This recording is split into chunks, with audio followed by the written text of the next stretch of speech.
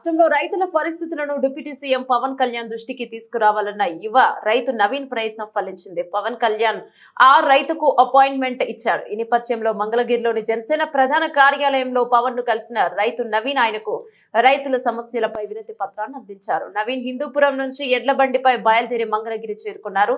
తన ప్రయాణంలో భాగంగా ఎడ్ల బండిపై రాష్ట్రంలోని వివిధ ప్రాంతాల మీదుగా ప్రయాణిస్తూ మార్గం మధ్యలో రైతులను కలుస్తూ పంట పొలాలను పరిశీలిస్తూ 27 రోజుల్లో మొత్తం 760 కిలోమీటర్లు ప్రయాణించారు. కొన్ని రోజుల కిందటే మంగళగిరి చేరుకున్నాడు.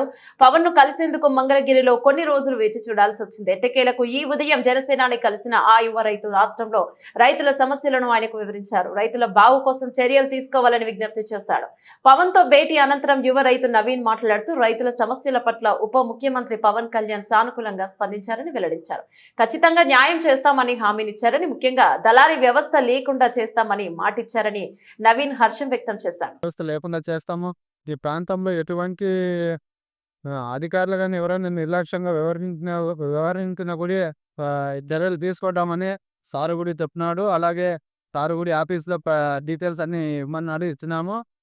త్వరలోనే మీ గ్రామంలోకి అధికారులు పంపించి మీ యొక్క సమస్యలు ఏంది, రైతుల యొక్క సమస్యలను కూడా తెలుసుకుంటామని సారు కూడా తెలియజేయడం కోల్పోయాం.